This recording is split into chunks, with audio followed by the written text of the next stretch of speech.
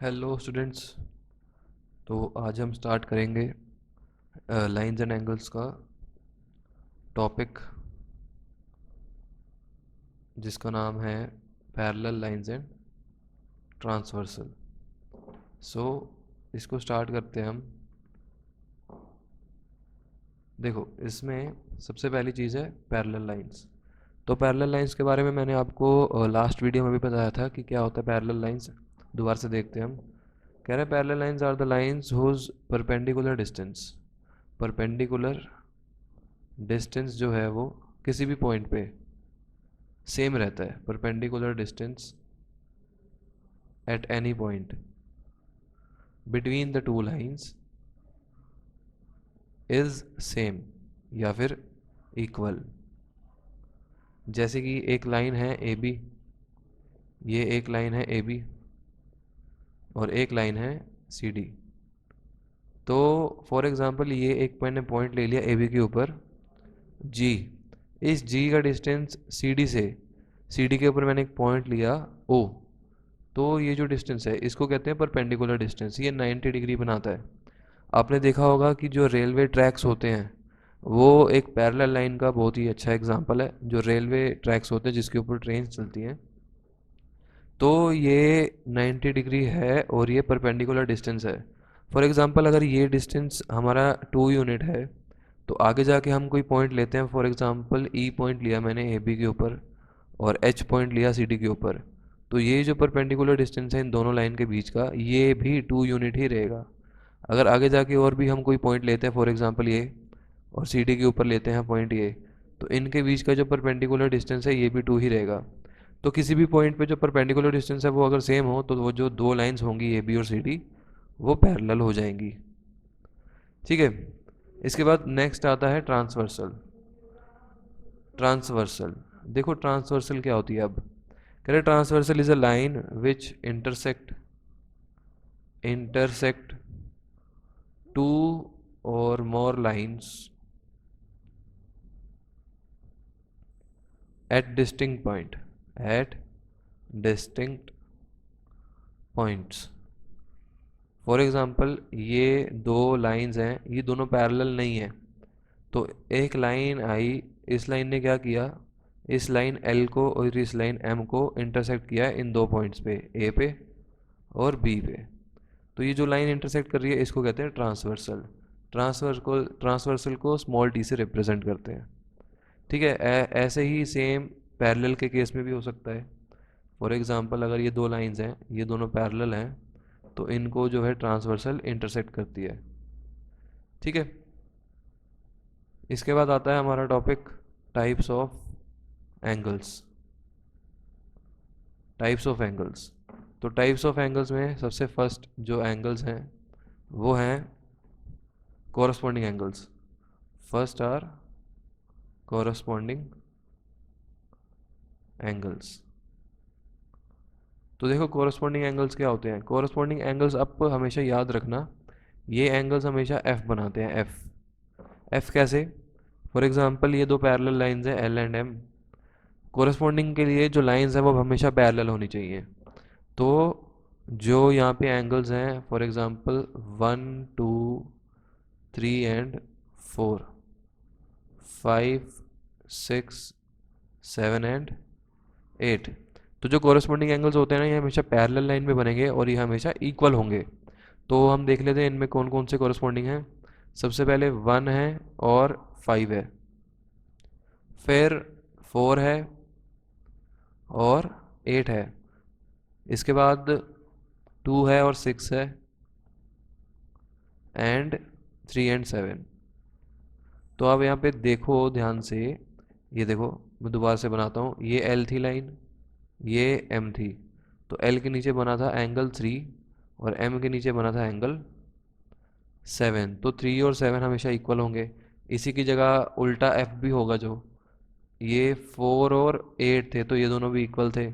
ऐसे ही जो ऊपर की तरफ बनेगा, देखो आप ध्यान से, ये ऐसा उल्टा एफ। तो यहाँ पे 1 और 5 ये दोनों भी इक्वल थे। अगर इस साइड पे हम देखें तो 2 और 6 ये भी इक्वल थे। तो जो एंगल्स एफ की शेप में होते हैं वो हमेशा होंगे कोरस्पॉन्डिंग एंगल्स, और ये इक्वल होते हैं हमेशा। ठीक है, इसके बाद नेक्स्ट देखते हैं हम ऑल्टरनेट एंगल्स। सेकंड है ऑल्टरनेट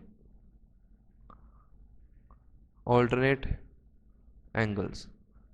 अब इसमें हम देखेंगे ऑल्टरनेट एंगल्स क्या करते हैं, जेड बनाते हैं। जेड मतलब ये वाला और ये वाला एंगल इक्वल होगा। तो यहाँ पे देखो जेड कौन बना रहा है, हम देखेंगे यहाँ पर जेड बनाने वाला है, ये लाइन एम थी, ये वाली लाइन एल थी। तो ये जो एंगल है फॉर एग्जांपल 4 और ये है एंगल 6, तो ऑल्टरनेट एंगल्स भी इक्वल होते हैं 4 और 6। अच्छा, एक बात सबसे इम्पोर्टेंट ये है कि ऑल्टरनेट, कॉरस्पॉन्डिंग और इसके बाद मैं जो भी आपको एंगल्स बताऊंगा उन सब के लिए जो लाइंस हैं वो पैरेलल होनी चाहिए। ठीक है, तो ही कॉरस्पॉन्डिंग बनेगा, तो ही ऑल्टरनेट बनेगा। तो देखो 4 और 6 जो है ये इक्वल हैं क्योंकि ये ऑल्टरनेट थे, जेड बना रहे थे। ऐसे ही अगर हम उल्टा देखें तो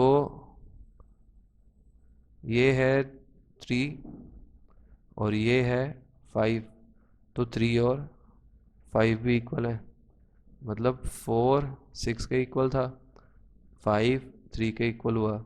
ये तो हो गए लाइन के अंदर बनने वाले, तो इनको हम बोलते हैं ऑल्टरनेट इंटीरियर एंगल्स।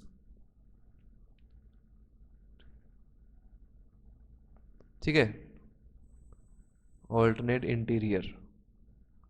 इसके बाद एक्सटीरियर में भी कुछ एंगल्स हैं, वो हैं 1 एंड इसके ऑपोजिट 7, एंगल 1 एंड 7 और 2 एंड 8। तो 2 इज इक्वल्स टू 8, इसको हम बोलेंगे ऑल्टरनेट एक्सटीरियर एंगल्स।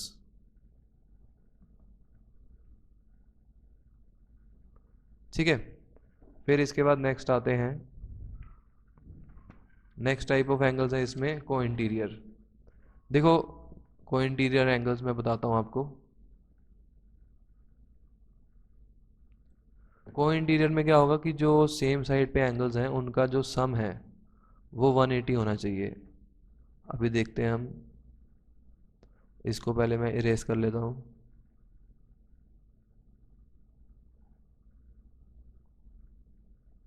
तो यहाँ पे था 1 2 3 एंड 4, फिर 5 6 7 and 8।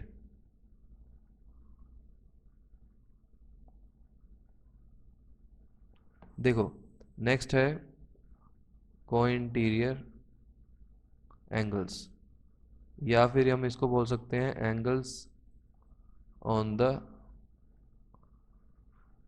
Same side of transversal, same side of transversal.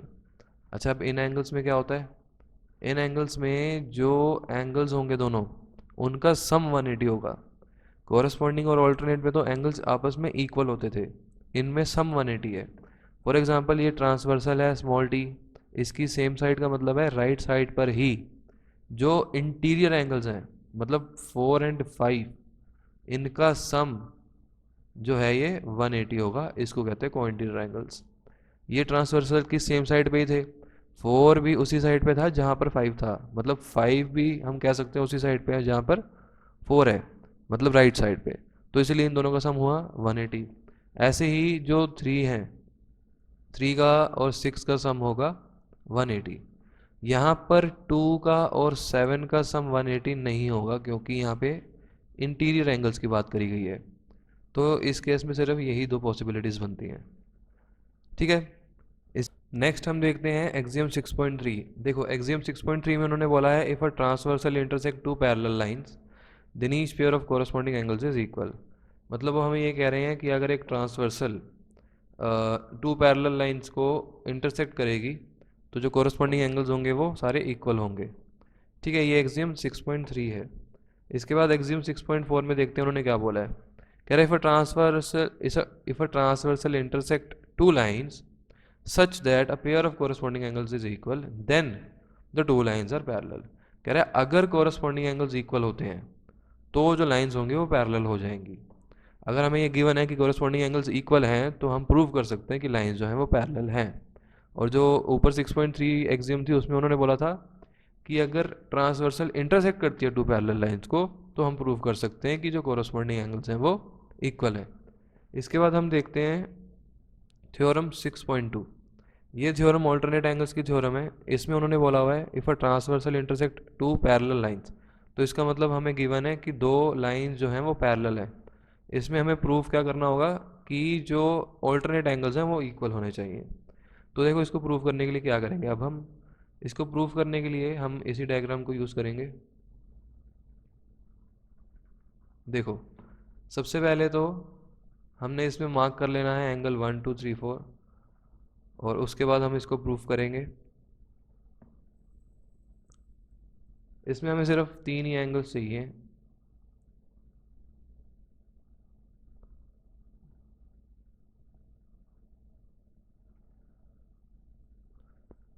Angle 1 2 and 3। सबसे पहले हमने अभी थ्योरम में पढ़ा था कि हमें गिवन क्या है कि L जो है वो पैरेलल है M के। हमें प्रूव करना है कि ऑल्टरनेट एंगल्स इक्वल हैं, मतलब हमें प्रूव करना है 1 इक्वल टू 2 होना चाहिए। तो इसका प्रूफ स्टार्ट करते हैं। प्रूफ में सबसे पहले गिवन है कि L पैरेलल है M के। और अभी अभी हमने एक एक्सियम पढ़ी थी जिसमें उन्होंने बोला था कि अगर लाइंस पैरेलल हैं तो कोरस्पॉन्डिंग एंगल्स जो हैं वो इक्वल हो सकते हैं, एक्सियम 6.3। तो हमने क्या किया, एंगल 1 को इक्वल कर दिया एंगल 3 के। कोरस्पॉन्डिंग एंगल्स हैं ये, कोरस्पॉन्डिंग एंगल्स आर इक्वल। इसके बाद एंगल 2 इक्वल है 3 के वर्टिकली अपोजिट एंगल्स। ठीक है, तो ये हो गई इक्वेशन 1 कोरस्पॉन्डिंग वाली, और वर्टिकली वाली हो गई इक्वेशन 2। अब देखो इन दोनों इक्वेशन में से एंगल 3 की वैल्यू 1 के भी इक्वल आ रही है और 3 की वैल्यू 2 के भी इक्वल आ रही है। तो मतलब 3 की दो वैल्यूज़ हैं, तो ये जो दोनों वैल्यूज़ हैं ये आपस में कंपेयर हो जाएंगी। तो from 1 and 2 we are getting two values of angle 3 and these are angle 1 and 2। तो देखो from first and second equation से क्या आया कि जो 1 और 2 हैं ये दोनों भी इक्वल हैं। अब यही हमें प्रूफ करना था, तो हेंस प्रूव्ड। ये थी थ्योरम 6.2। इसके बाद हम देखते हैं 6.3 थ्योरम। तो 6.3 जो है वो कन्वर्स है बिल्कुल 6.2 का। 6.3 उन्होंने बोला है if a transversal intersect two lines such that a pair of alternate angles is equal then the two lines are parallel. तो ये जो इक्वेशन में सॉरी थ्योरम में बाद में जो देन लिखा होता है इसका मतलब है कि हमें ये चीज़ प्रूव करनी है, then prove that two lines are parallel. तो ये थ्योरम पढ़ने का भी आपको तरीका पता होना चाहिए। इफ़ का मतलब होता है कि इफ़ से लेके जो देन तक की स्टेटमेंट है ये चीज़ हमें गिवन है, देन के बाद जो स्टेटमेंट है वो चीज़ हमें प्रूव करनी है। तो इसमें हमें गिवन है कि जो ऑल्टरनेट एंगल्स हैं वो इस बार इक्वल हैं, आपको प्रूव करना है कि लाइन जो होगी वो पैरेलल होंगी। और ये थ्योरम कन्वर्स है थ्योरम 6.2 का, मतलब उसकी उल्टी थ्योरम है। तो यहाँ पे जो गिवन था वो इस बार टू प्रूव में चेंज हो जाएगा और जो टू प्रूफ में था वो गिवन में चेंज हो जाएगा। तो प्रूफ में इसके हम क्या करेंगे, प्रूफ में हमने angle 2 equal to 3 vertically opposite angles हैं और गिवन में क्या था कि 1 और 2 इक्वल हैं। यहाँ पे आ जाएगा 2 1 के इक्वल है और ये चीज़ हमें गिवन है। अब देखो 1 इक्वल टू 2 है और 2 इक्वल है 3 के, तो इसका मतलब 1 और 3 भी इक्वल होने चाहिए। तो from equation first and second we will get that 1 angle 1 is equals to angle 3। अब देखो 1 और 3 कैसे एंगल्स हैं, since angle 1 and 3 are corresponding angles, है ना, ये दोनों कोरस्पॉन्डिंग एंगल्स हैं। तो अभी अभी हमने एक एक्सियम पढ़ी थी उसमें क्या लिखा हुआ था कि अगर कोरस्पॉन्डिंग एंगल्स इक्वल होते हैं तो लाइंस क्या हो जाएंगी, कह रहा है if a corresponding angles are equal तो then the lines will be parallel to each other. तो यहाँ पे हम क्या करेंगे, therefore L is parallel to M, axiom 6.4। तो यहाँ पे आप इसकी स्टेटमेंट लिखोगे, आप एक्सियम 6.4 भी लिख सकते हो। इसके बाद देखो, इसके बाद आती है थ्योरम को इंटीरियर एंगल्स की। तो को इंटीरियर एंगल्स की थ्योरम देखने से पहले हम उसकी स्टेटमेंट देखते हैं कि क्या लिखा हुआ है उसमें। सबसे पहले तो स्टेटमेंट देखते हैं। देखो ये है theorem 6.4। Care if a transversal intersect two parallel lines, then each pair of interior angle on the same side of transversal is supplementary। तो इस बार हमें क्या गिवन है कि जो दो लाइंस पैरेलल है हमें प्रूव करना है। गिवन है हमें कि L is parallel to M। हमें प्रूव करना है कि एंगल 1+2, तो इस बार ही हम इसको लेंगे 2 और इसको लेंगे 3 और इसको 4। हमें प्रूव करना है कि 1+2 जो है ये इक्वल होगा 180 के, या फिर हम ये भी प्रूव कर सकते हैं कि 3+4 जो है 180 के इक्वल होना चाहिए। सेम ही तरीका दोनों को प्रूव करने का। तो हम स्टार्ट करते हैं प्रूफ। प्रूफ में सबसे पहले देखो कि जो 2+4 है, एंगल 2+4 ये इक्वल टू 180 है, ये होगा लीनियर पेयर। ये हमने पहले पढ़ा था, ठीक है। तो ये लीनियर पेयर से हुआ। इसके बाद एंगल 4 और 1 इक्वल हैं दोनों। Angle 4 is equals to 1 alternate interior angles, ठीक है। तो क्योंकि यहाँ पे गिवन था कि लाइन पैरेलल है, तो हमें पता है कि जब भी लाइंस पैरेलल होती हैं तो जो ऑल्टरनेट एंगल्स होते हैं वो इक्वल हो जाते हैं। तो इसलिए हमने यहाँ पे ये ऑल्टरनेट इंटीरियर एंगल्स थ्योरम लगाई। इसके बाद देखो 2+1। अब हमें प्रूव करना है कि 1+2 यानी कि 2+1 जो है वो इक्वल है 180 के। अब हमने जो 2+4 किया था लीनियर पेयर में, हम क्या कर सकते हैं कि हमारे पास जो ऑल्टरनेट एंगल से 4 इक्वल्स टू 1 आया, इसको हम सब्सटीट्यूट कर देंगे फर्स्ट इक्वेशन के अंदर। इसको हम लेट कर लेते हैं फर्स्ट इक्वेशन। सब्सटीट्यूट किया तो 4 की जगह अब हम क्या लगा देंगे, 4 की जगह आ जाएगा 1। कहाँ से आया ये आया फ्रॉम इक्वेशन फर्स्ट। तो देखो यही तो प्रूव करना था हमें, 1+2 180 आना चाहिए। तो 1+2 180 आ गया, तो हेंस प्रूव्ड। सिमिलरली आप प्रूव कर सकते हो 3+4 को भी, ठीक है। 3+1 को लीनियर पेयर ले लो और 2=3 कर लो, तो ये आपका हो जाएगा को इंटीरियर एंगल्स, ठीक है। यहाँ तक हमने करना था। इसके बाद आती है इसकी कन्वर्स थ्योरम। तो इसकी कन्वर्स में क्या होगा, कह रहे if a transversal intersect two line such that pair of interior angle on the same side of transversal is supplementary, then prove that the two lines are parallel. तो इस बार जो यहाँ पे गिवन था वो हो जाएगा टू प्रूफ, और यहाँ पे जो टू प्रूफ था ये हो जाएगा गिवन में। तो देखो प्रूफ कैसे होगा इसका। इसका प्रूफ करने के लिए सबसे पहले हम गिवन को यूज़ करेंगे, और गिवन था हमारे पास कि जो 1+2 है ये इक्वल है 180 के। ये चीज़ हमें गिवन थी। इसको हम ले लेते हैं फर्स्ट इक्वेशन। अब देखो 2+4 ये दोनों लीनियर पेयर हैं। एंगल 2+4 इक्वल्स टू 180, क्योंकि ये लीनियर पेयर फॉर्म कर रहे हैं, और इसको हम ले लेंगे इक्वेशन 2। अब देखो 1+2 180 के इक्वल है और 180 2+4 के इक्वल है। तो 180 की 2 वैल्यूज़ आ गई। तो फ्रॉम 1 एंड 2 हम क्या करेंगे, 180 की जो दोनों वैल्यूज़ है ना, ये वाली और ये वाली, इसको कर लेंगे कंपेयर। तो कंपेयर करने के लिए एंगल 1+2 इक्वल हो जाएगा 2+4 के। तो 2 से 2 कैंसिल हो रहा है और 1 इक्वल आ रहा है 4 के।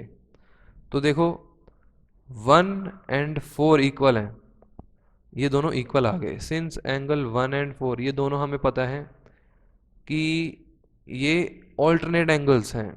1 और 4 are alternate angles, and we know that when alternate angles are equal, तो लाइंस क्या हो जाएंगी, लाइंस जो हैं वो पैरेलल हो जाएंगी, विल बी पैरेलल। तो जब ऑल्टरनेट एंगल्स इक्वल होते हैं तो लाइंस जो हैं ये पैरेलल हो जाती हैं। ये थी थ्योरम, हमने कौन सी यूज़ करी यहाँ पर, जहाँ पे ऑल्टरनेट की बात की गई थी। ये है थ्योरम 6.3। तो थ्योरम 6.3 हमने यहाँ पे यूज़ की। ठीक है, तो इसके बाद लास्ट थ्योरम हम करेंगे, फिर इसके बाद एक्सरसाइज है एक्सरसाइज 6.2, वो हम नेक्स्ट वीडियो में करेंगे। तो नेक्स्ट जो थ्योरम है वो थोड़ी सी डिफरेंट है इनसे। उसमें उन्होंने बोला हुआ है कि इस बार 3 लाइंस लेनी है, 2 लाइंस नहीं लेनी। मतलब एक लाइन होगी L, एक होगी M और एक होगी N। तो ये हम ले लेते हैं N। ये भी इसके पैरेलल ही बननी चाहिए।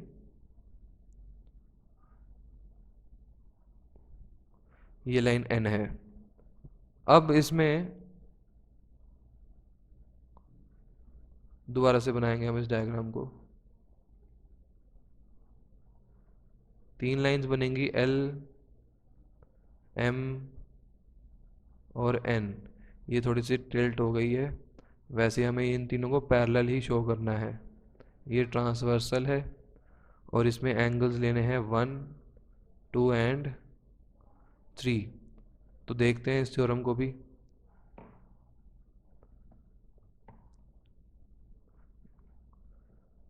और इसका नाम है lines parallel to the same line. तो देखो इस थ्योरम में उन्होंने बोला है प्रूव दैट, इसका मतलब है prove that lines which are parallel to the same line are parallel to each other. कह रहे हैं जो लाइंस एक दूसरे के पैरेलल हैं वो आपस में सबके पैरेलल होनी चाहिए। मतलब यहाँ पे हमें गिवन होगा कि जो L है ये पैरेलल है M के, ठीक है, और जो M है ये पैरेलल है N के। हमें प्रूव करना होगा इसमें कि जो L है ये पैरेलल है N के।